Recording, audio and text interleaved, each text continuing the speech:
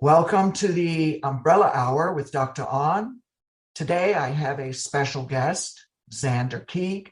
He is a social worker and a trans man, and he has an incredible background. And Zander, I'm going to have you share that with our audience today. Absolutely. Thank you, Dr. On. It's wonderful to be able to be here with you today. Well, you covered some of what would be more the big points, right? I'm a trans man. I'm a social worker. I live in Florida. I'm married. I served in the U.S. Coast Guard. I was born and raised in California in Los Angeles County. I spent most of my life in the Southwest. So I spent most of my time in California, Colorado, Utah, and Arizona. So I'm new to the Southeast and the East Coast in general. Until very recently, I was involved with WPATH, which is the World Professional Association for Transgender Health. I was engaged as one of their faculty members for their Global Education Institute, something that I really enjoy doing. Lots of things going on in my life right now, so I've made a pivot to other things, but I did enjoy it for a number of years. And I've also been able to do some other teaching and mentoring or consulting for students who are wanting to become certified to work with LGBT clients in their psychotherapy practices. And so I'm still doing some of that work, but not as much these days. I like the way you introduced yourself. Yeah, those identities, right? They are important because I think people tend to latch onto a label and then they forget that there are other pieces to a human being. Yes. I didn't mention, sometimes I do. I didn't mention that I'm first generation American. My family's from Mexico. I do sometimes mention that, but I like to mention that I'm married, specifically in the trans context, because so many people believe that our relationships don't, quote, survive or last through the transition. And I like to be able to say my wife and I were 3 years into our dating relationship when I started my transition. And we've now been together over 20 years. So I started my transition about 17 and a half years ago. So it is possible. And I know many, many trans people who are still married to the spouse that they were with before they started their transition. And it's definitely possible. So I like people to be able to know that. I'm so glad you mentioned that. I was talking with Dr. Christy Overstreet, who you know, and I mentioned some of the hardships that people experience when a partner does transition. I have also been very fortunate. I have a partner who has been exceptionally supportive of me. What do you think some of the nuances are for kids? I know you don't necessarily have kids, but you have enough friends who have kids. What do you see happening? When I first started my transition, I was aware of an organization that was based in San Francisco called Collage, COLAGE. And it was specifically set up for children who had gay and lesbian and bisexual parents. And then they expanded into including children with trans parents. And so they put out some really good resources and support systems. And I started to notice that a lot of the LGBT centers, they would have support groups for these children who had gay and lesbian and bisexual parents. And they started expanding them, to trans parents. And so actually, most of my friends don't have kids. So I don't have a lot of experience with this, and I don't work with children in my social work practice. But what I've noticed that can be the more successful outcomes, so to speak, with children is to include children on what's happening at the level that's appropriate for them age-wise, right? But that's not anything different from you don't burden your children with your financial difficulties, right? You don't involve your children necessarily in some interpersonal dispute you're having at work, right? So I think there's a way in which, we want to be able to do in an age-appropriate way, bringing in information into the family, into the household, that's going to give them enough information that what they're seeing and what they're hearing, maybe people talking, or in the case, if it was somebody like me, you take testosterone, your voice starts to deepen. They understand, they're watching this unfold in front of them. And so, I hear people say all the time, and I agree with this, that it's not just the trans person who's transitioning.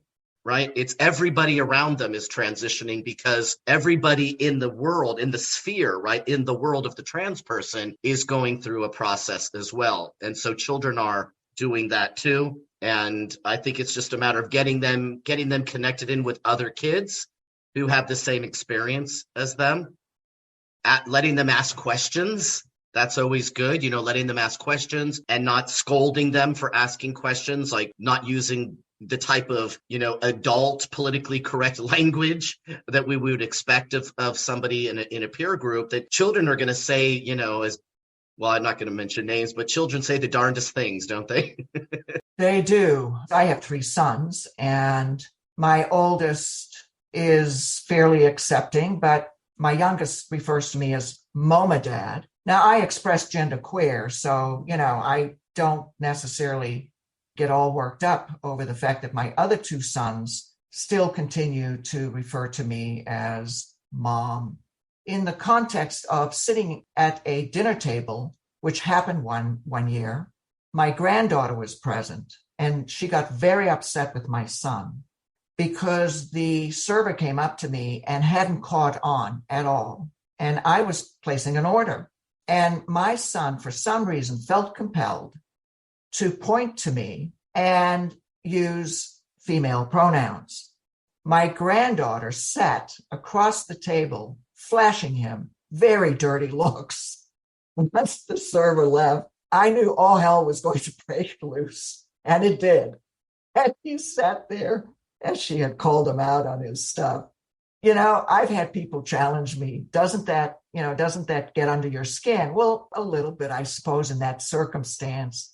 But I can't force my kids to go through their journey faster. And that's always my message to others. I have to allow my children to adjust. And while I've been doing this for some time, this particular son works in the construction industry. So it's all about manhood and, manning up. And he respects me, but he struggles. And he really is just about the only kid who struggles out of all 3 of my sons. Well, I'm of the mindset, and I think this comes largely from just, living life, right? And then add on top of it, doing psychotherapy and working with people who struggle with adjusting, right? Adjustment is a difficult thing for a lot of people. And going through different transitions in life, whether they be going from being an adolescent to a young adult, going from being gainfully employed to losing your job, from entering into a relationship, ending like these transition periods in our life are struggles, right? And many times that's what leads us into psychotherapy, is when we're having difficulty adjusting to a transition. And so why would our transitions, right, gender transitions, be any different, not only for us, but for the people around us? And so that's one thing I like to remind people of. Another thing I like to remind people of is, because, this comes up in my family from time to time. I have a couple of aunts, 3 aunts, they're in their 80s.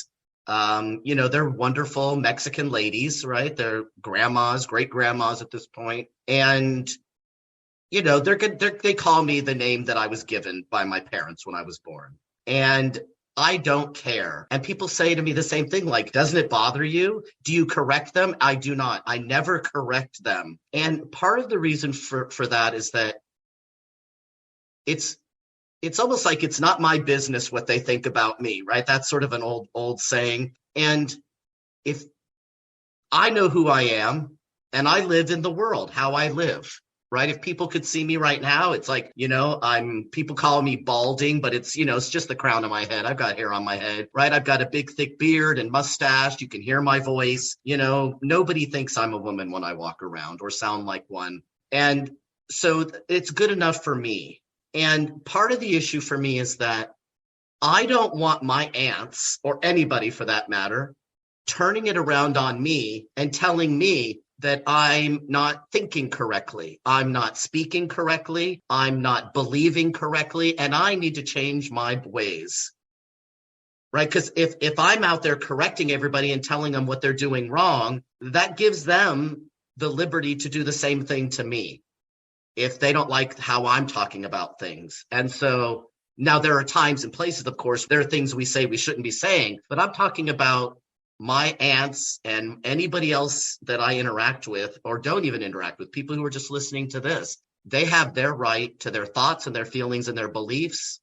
And I have no interest whatsoever in changing that for them. Now, they might be listening to this, or they might engage with me directly, and they come to their own conclusions about, I'm going to think more intentionally about this. I'm going to do some reading, or I'm going to spend more time with people like Zander and I'm going to see maybe what else there is out there.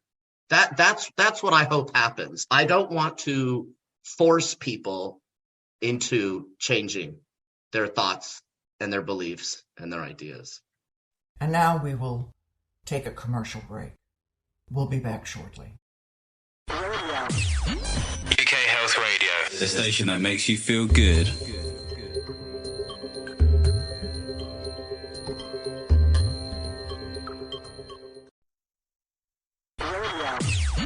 UK Health Radio, the station that makes you feel good.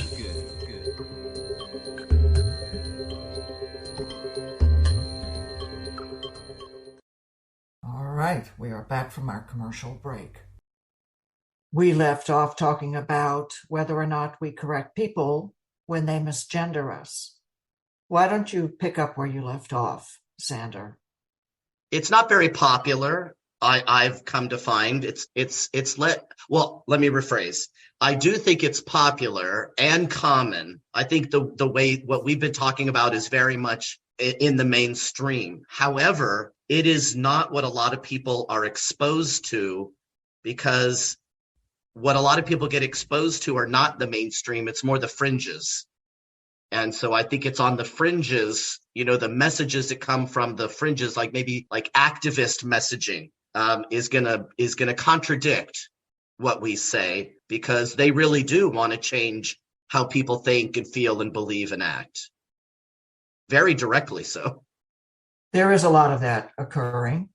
And I think we, for years, have said we wish people understood us better.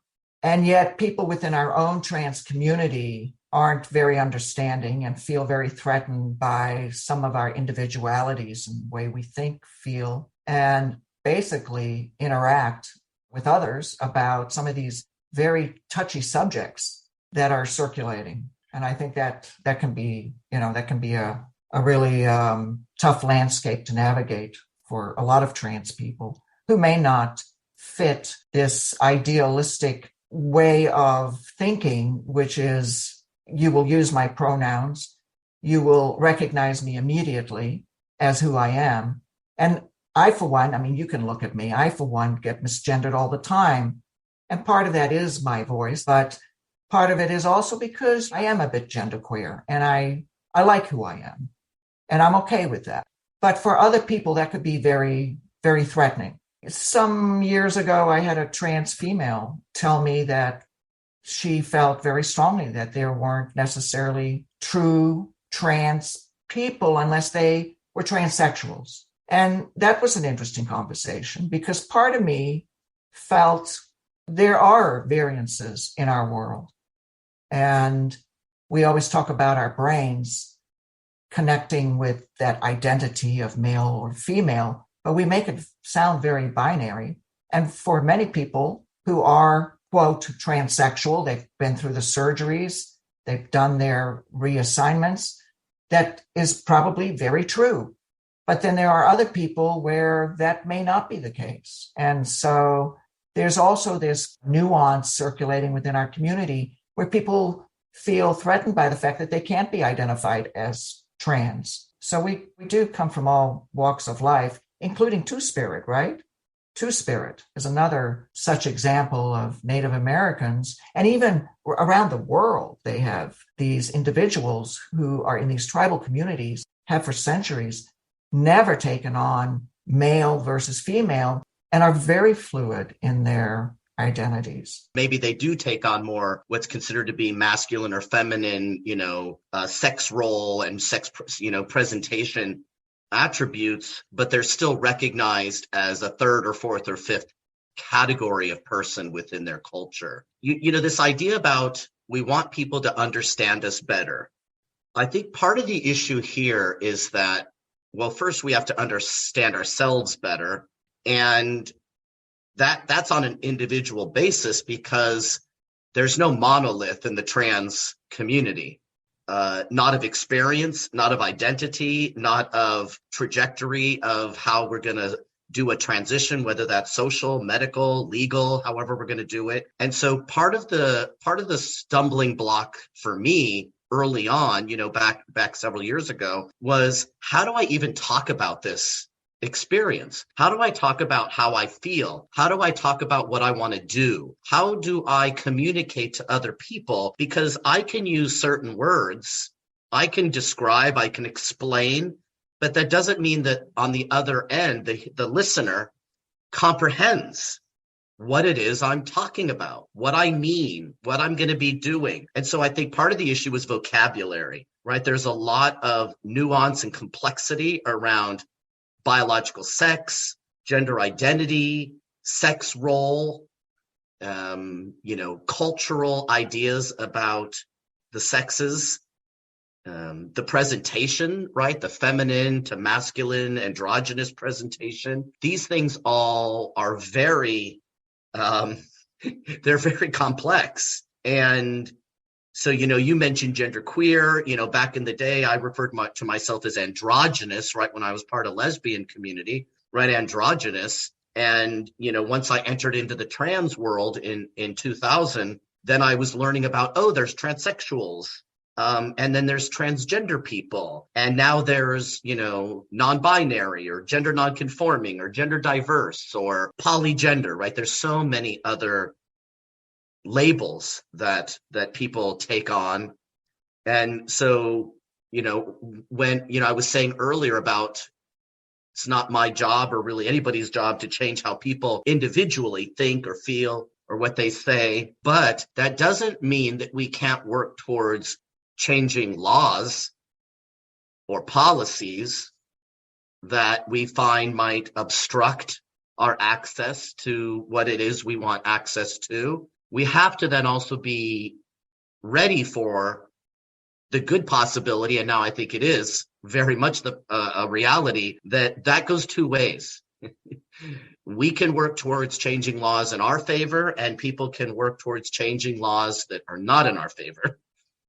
And so once we jump, when we started out trying to advance, awareness and education about this thing called transgender or transsexual, before the word transgender was even being used, we were doing it in the families, in our communities, maybe a little bit into the workplace, and maybe the places that we worship. And we started building, maybe in the university settings. And then we started trying to pass laws at the state level and then at the federal level. And so I don't know that people understand us better these days, but they sure know we're around.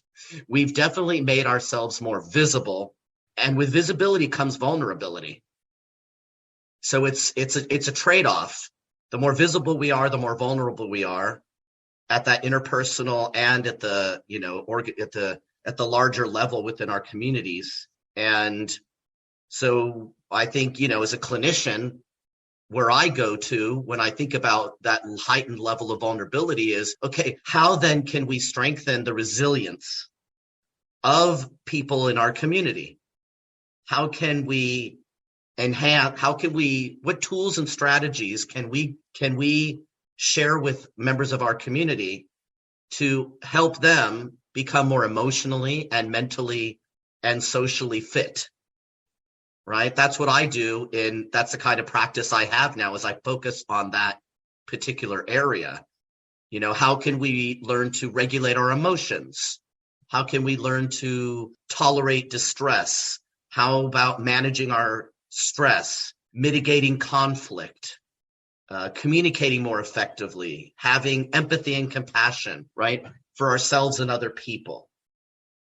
I make mistakes, therefore I must then be compassionate towards those who make mistakes. By mistake, I don't mean punching me in the face or, you know what I mean? I mean truly mistakes, like using a name or a pronoun that is not what I would prefer, what I want used. But that's not the same as pointing a gun at my head. But we've escalated language to where if somebody, quote, misgenders me or, quote, dead names me, I don't use that kind of language. But when I hear people saying now, when somebody, quote, dead names me, they feel that they've had violence perpetrated against them.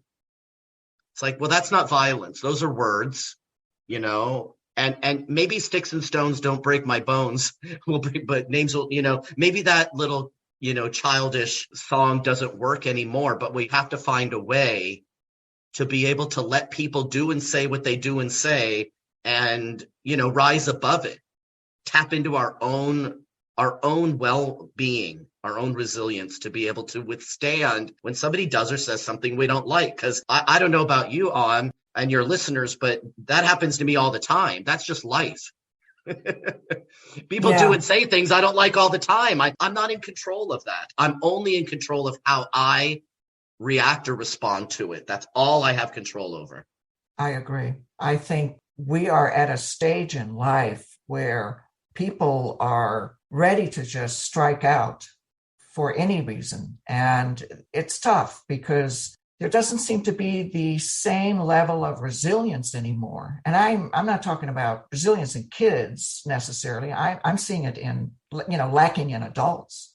This inability to navigate their emotional reactions. And, I have these discussions when my partner and I are talking about what we are witnessing. And, we always say, count to 10, deep breaths. Something I try to teach my grandchildren all the time. Try to take some deep breaths, count to 10. That oxygen will do your brain a lot of good, and it will drop your cortisol levels, and you'll feel calm, and you'll actually be able to think. It is like encountering a brainstorm that results in some very unpleasant outcomes. I mean, it's very common for people to feel hijacked by their emotions because emotions just come on suddenly. And if they don't have, a toolkit of resources, of strategies and tools, like taking deep breaths, like taking a walk, like listening to some calming music, then they're going to react to whatever's in front of them. They're not going to give themselves time to calm and then respond to it. And so, I was listening to a psychologist talk recently on a podcast, and she works primarily with trans teens, and people who have borderline personality disorder. Now, teenagers are not diagnosed with borderline personality disorder because a lot of the traits of personality disorders are just common everyday teenage behaviors, right? So they don't do that if it persists beyond adolescence. But she was talking about how some of the ways in which people who have borderline personality disorder, the way that they frame their experience, their life, she feels like what's happening now is there might be some cultivation of borderline traits that the teenagers are picking up on, right? And it's syncing up with their own sort of natural tendency towards, very black or white thinking, right? And you're for us, against us kind of thinking, right? They're not in the gray, they're not in the nuance, they're not in context. And so she gave an example, right? And the example she gave is in the what's called gender affirming therapy model, right? Not necessarily as described in the book, the textbook about this, but in the way it might be practiced by some people out in the world. A teenager comes to you, they say, oh, I'm questioning, I'm struggling, I want to, look into my gender. And then somebody, quote unquote, affirms them, right? Oh, you're trans, right? What you're describing is transgender. You're transgender. And then the kid says, well, I don't think my parents are going to accept this. And then you get the therapist to try and collude with this child, right? With this teenager against the parent. Right. So you're basically setting up in the child's mind, in this teenager's mind, that their parent is the enemy. Their parent doesn't love them. Their parent doesn't accept them. Their parent rejects them. ultimately their parent is no more than a bigot that wants to erase or eliminate them, right? That's the kind of language. And so we're going to keep secrets from parents. We're going to, I'm going to tell the parent that if they don't let their kids socially or medically transition, they're a much higher risk for suicide, right? To kill themselves. And so that, to me, that's emotional blackmail, right? And so what we're doing is we're the idea she's talking about is that and I'm adding into this is not exactly what she said, but I'm adding in some of my own thoughts, which are that if we teach young people that their parents are bigots and that they need to withhold information from their parents, then we're going to rupture the relationship between that child and that parent. And why would we ever want to do that? Why would we want to inflict an attachment disorder into the life of this young person? And I really wish people would stop and find a way to engage in a therapeutic alliance with these young people that was more in alignment with ethical codes that would allow for, affirming that the child has doubts, questions, concerns. Absolutely. Who doesn't have all those things, right? I don't think I've ever been to therapy and somebody telling me like, no, you don't have those thoughts and those concerns and those doubts. Like that would be ludicrous, right? So we can affirm those things. And we might even be able to affirm like, you're struggling with your gender right now. You have questions about your gender and what's expected of you and how you want to present differently and you want people to see you differently. That's a common exploratory process that you do when you're dealing with identity, construction issues. And so the problem is, though, that wanting to look at this from a either or, you either affirm or you're a conversion therapist. You're doing reparative therapy if you don't absolutely affirm. It's like, well, they're missing out on the bulk of what, psychotherapeutic intervention is meant to do, which is to give people the time and space to really wrestle and discern with what's going on with them, what they're experiencing, what they're thinking, what they're feeling, and the concerns that they might have, the anxieties they might have about how other people are going to respond to that, including their parents. My grandson went through a period where he liked glitz and glitter, and he was a lot of fun, and he was just adorable. And we meaning, my partner and I were kind of wondering. And I was talking to my daughter-in-law one day, and he's in the background, and she got on him about something. He was doing something. I don't know what it was. And he turned around and he said, I want to be a girl. And I didn't say anything. And then she says to me, he's saying that because he knows it gets to me. I said, oh, okay. So I just segue into the conversation that we were having. This grandson of mine goes to a school where it's predominantly out in the country. And he was taken under the wings of this, who I called an angel bus driver, who also drove his sister. And she had been around for years and basically knows the two of them. But she took him under her wings because he was teased a lot, because he tended to be, at that time, presenting with very long hair. And we would talk about that. And I would say to him, you have two Native American tribes in your bloodline, coming from both mom and dad. Be proud of that. And just look at kids and just say, hey, I happen to have Native American in me and I like my hair long. And he to this day, he still misses it from time to time. He's segued into now pumping iron, and he's interested in girls. But it was really interesting because at one point, all I could focus on was his safety. His parents were concerned because he was coming off the school bus with a black eye. Things were happening. And they decided that they were not going to even explore that part of his agenda. And they were going to let the chips fall where they may fall. I wasn't about to rock that boat. It wasn't my place. I wasn't receiving him on a daily basis. And I think we do have to be mindful of where people are in the world and what they experience. And is it safe? Is it safe? That's another big issue. We'll be back shortly. UK Health Radio, the station that makes you feel good.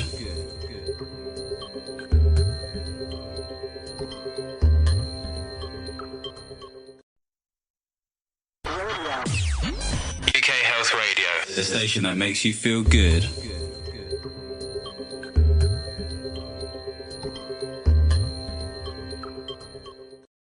We are talking about teens struggling with their identity, or maybe they announce they are one of the genders that we've been talking about. So we will pick up where we left off. Zander, I'm going to turn this over to you. Well, it's like, if those parents, right, brought that kid in to see me, right, if I did psychotherapy with children, I'd want to know some things, about the kid. I would ask the kid, in that age appropriate way, like, oh, you want to be a girl? What is it about being a girl that you like? Because it's possible that he was being teased, right? He was being teased, he was being bullied because, he had long hair like a girl. And so, what you did is you gave him the counterbalance to that, which is, in a very culturally specific way, that long hair in males is a given. But there's also the sense in which people could have brought in religious references, like Jesus had long hair, or they could bring in pictures of, the sexy guy Fabio on all the, the front covers of the books. Like, he's got long hair and the women love him, right? I mean, that's not appropriate maybe for a little kid. But it's like, I think a lot, I said earlier something about sex role.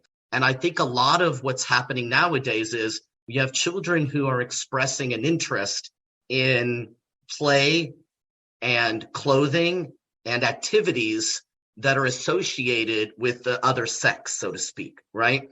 And instead of people saying, oh, well, there are lots of girls who want to be doctors, or there are lots of boys who do dancing, or girls have short hair. Let me show you some pictures of some very famous women with short hair. Or I think that's how it used to be. That's what was done when I was growing up. I don't think we're doing that as much anymore. I think we're saying, oh, if those parents took that kid to a different kind of therapist and the kid said, I want to be a girl, I think they would try and pressure the parents into letting them socially transition. I wouldn't do that. I wouldn't say you need to discipline the kid or you need to. No, I would do more kind of what you did, which is, let's see, why are they saying they want to be a girl? Is it because they're looking around and noticing that girls get treated better in the school? Is it because the way the daughter is being treated in the home is better than the way the son is being treated in the home? You never know. You have no idea that in what's happening in those little minds of theirs about how they're making sense of all this. And the only way to know is to just ask instead of, quote, affirm and say, that's right, you are a girl. That's exactly what people are lobbying for us to do. And if we don't do that, as clinicians speaking specifically, we could lose our license in some places, right? And in some states, they're basically talking about they're going to take the kids away from the parents, regardless of which direction they go in. One state, it's if you don't affirm immediately, and in other states, if you affirm at all. It's like things are getting very extreme, very polarized on this issue. And it's as simple as that. Why does the boy say, I want to be a girl? That's easy to figure out. A bill that was introduced into California to welcome people from other states. Do you remember what I'm talking about? I don't know what the name or the number of the bill is, but it's similar to when they say, if you live in this state or this county, we're not going to let the immigration naturalization people come in and get you. So I think it's like creating, I forget what those are called, right? It's like California has made itself a state that says, and so now there are instances where one parent has taken the child from another state over into California against the wishes of the other parent, who has custodial care, but they may be a divorced couple, right? But the arrangements, the legal arrangements between those two parents is that they both have say in the child's health care. But the California, my understanding is that California is saying it doesn't really matter what the legal document says. If you bring your kid to California, we're gonna help you out with getting access to different medical treatments or legal processes. I wonder what the backlash will be of that in time to come. Well, we'll see it. What we'll see is probably one parent in one state bringing a lawsuit against the parent in the other state, and I don't know how that works. Is it like Texas is going to sue California, or is it the dad in Texas suing the mom in California? And can you even do that? Right? Can you require people from California to show up in Texas for a court hearing? Like, I don't have enough knowledge about how those kinds of legal proceedings play out, but I think we're going to start seeing it because there are already legal battles going on. And as of January 1st is when that law in California, I believe, went into effect. So there have been parents who have taken their children now from their state of residence and over into California. When you do therapy with a child and you have divorced parents, regardless of which parent is bringing the child into therapy, you still have to talk to the other parent, right? You still have to make sure that they agree. Especially, it depends on what is in the custody arrangement. If it's 50-50, you need that other person, right? You need a release of information. You want to get collateral information from them. So oftentimes one parent says, oh, I want my kid to be in therapy. If the other parent doesn't agree to it, oftentimes it doesn't happen. Zander, when I was talking with you earlier about Governor DeSantis' bill for parents, you corrected me, and I'm appreciative that you did that. Tell me once again what your understanding of that bill is. Sure. Thanks for prefacing it as my understanding, because again, I'm not an expert in law and government processes for creating bills, but my understanding is that this bill, and I don't know the name or number of it, maybe if you get that, you could put it in the show notes for the listeners. So it's oftentimes referred to as the Don't Say Gay bill, and it is specifically concerning kindergarten through third grade, public school, teachers, and what they can and cannot introduce into their lesson plans in those grades. Anything above third grade is supposed to be age appropriate. So I don't know how that's being handled. But in kindergarten through third grade, the idea is, and this is the example you gave me, if there's a student in one of the classrooms and they happen to have a parent that's transgender, the law doesn't prohibit that student from talking about their transgender parent. It doesn't even prohibit the teacher from acknowledging that that student has a transgender parent. What it's talking about is that the teacher in the public school system, meaning as a government agent, right, who doesn't have freedom of speech in the classroom because they are an agent of the government when they're a teacher in the public school, that they are to follow the curriculum that is approved by the school board and the superintendent and whomever else is involved. It's different in different places. And so there won't be any specific lesson plans where children are to be taught, this is what gay is, this is what lesbian is, this is what these things, these are considered maybe above that age range as far as the ability to comprehend what people are even talking about around issues of sexual orientation. But so it's not that the word gay or lesbian or bisexual or transgender or anything like that can never be uttered in a classroom in the state of Florida. It's very specifically narrowed to K through 3. And it's just that they don't want, the example I gave you was in a lot of schools around the country, people are introducing something called the genderbread person or the gender unicorn, right? So these are very playful little cartoonish diagrams that show this is sex and this is gender and this is gender identity and this is gender expression and this is sexual orientation. It shows everything. It has little arrows or things pointing to the unicorn or the genderbread cookie, so to speak. And they're basically saying like, that's a teaching lesson. And that doesn't That doesn't need to be in K through third grade. If you want to bring it into fourth grade, fifth grade, whatever is age appropriate, but not K through 3. They're like, just focus on the basics of teaching that have to do with how to read, how to write, right? How to get along with other people in the classroom and on the playground. Just stick with the fundamentals. And I don't disagree with that. I found the bill, Zander. It's Okay. Florida's HB 1557. Thank you for clarifying that. Yeah, what a lot of people probably don't know is that there was widespread approval by parents for this bill across all political spectrums, right? Democrat, Republican, Independent. And as a matter of fact, I mean, Governor DeSantis recently ran for re-election and it was a landslide. So, it's controversial, of course. And I think a lot of organizations wanted to make a big splash about it by referring to it as a Don't Say Gay bill. I've said this with other things on other podcasts, and that is that a lot of these large LGBT nonprofit organizations, they get grants from philanthropic organizations, from government agencies, but they also get donor dollars.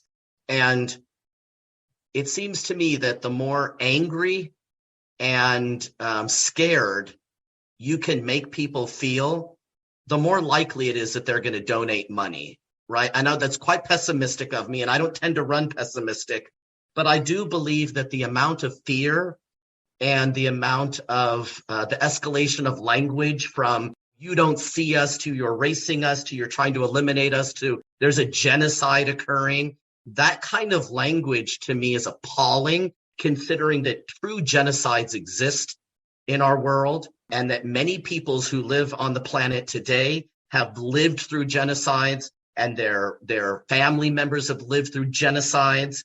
And I don't think we should use that word so casually, that maybe you're having the experience that people don't see you how you want to be seen. They're not treating you how you want to be treated. They're not using the words you want them to use. I know that that is distressful, but that's not genocide and it's not violence. If there's true violence happening, then it needs to be reported, right?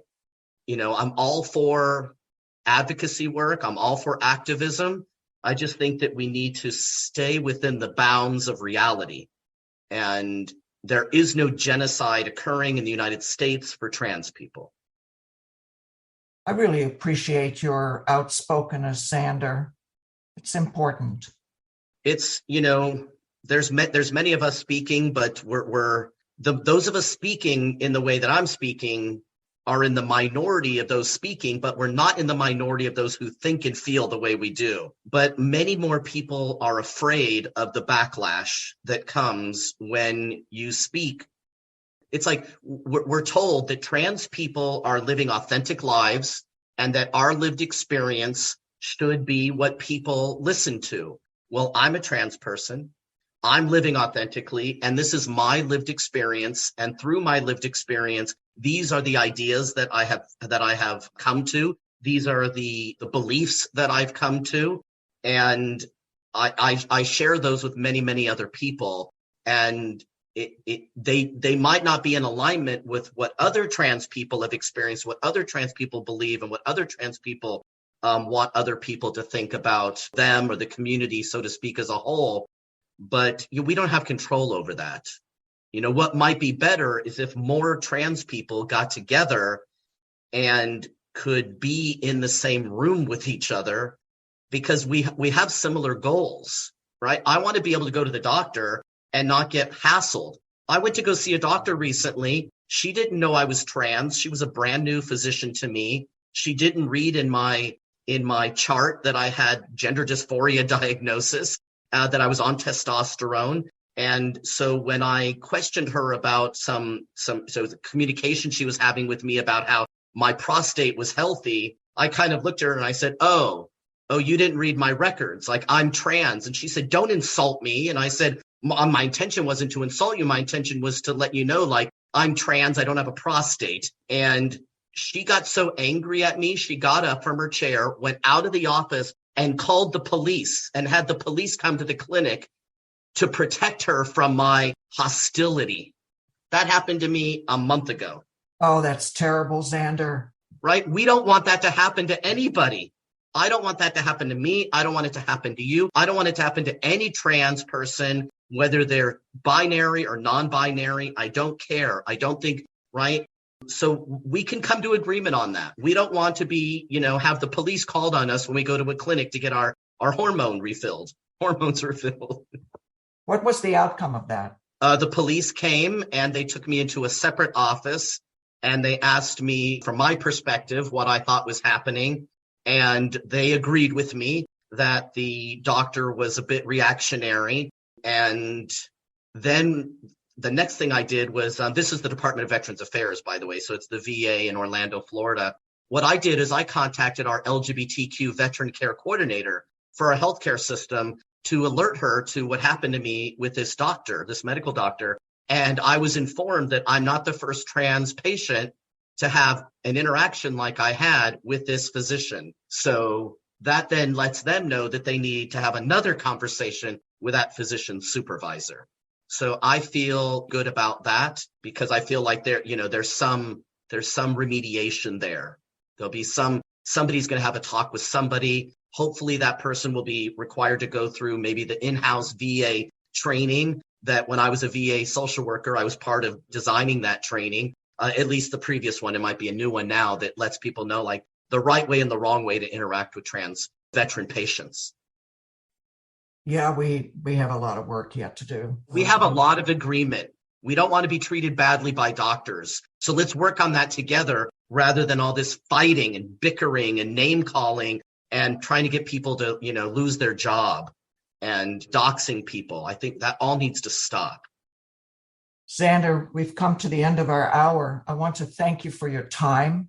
And once again, your openness. And I do appreciate the fact that we were able to cover so much territory. I mean, just think about it, what we just covered today. How eye-opening for our audience. But before you go, I want you to talk about dead naming because I don't think everyone in our audience understands what dead naming is. Sure, of course. So this concept of dead naming is that, for example, there's a name that my parents gave me when I was born. And so the idea is that if somebody calls me that name, that is my quote, dead name, right? I do not use this language. This is not a concept that I endorse. But the idea is that name, and I guess me as a child, is dead. That's the only way I can make sense of it. And so they'll say if a person refers to me by my quote birth name, that's the name I say the name I was given at birth, that they're dead naming me. Again, it's a concept that I don't abide by and I don't agree with at all. But you may hear it either in passing or in reading or even used directly at you if you're doing it. My question to people who use the word dead naming is, when did you die? And why did you need to die to be who you are? Most people conceptualize their transition as becoming who they are. So if we're becoming who we are, right, and there's more than one conception, but let's just use that one. If I'm becoming who I am, I didn't die. What part of me died? That's what I don't understand, the usage of the term dead naming. Yeah, I've never used it myself. Yeah. All right, Zander. I hope someday soon you'll return. We'll have some more really cool conversations. Thank you for your time. You're welcome. Thank you for the invitation. Really enjoyed it. My pleasure. We're at the end of the Umbrella Hour. Please join me next week.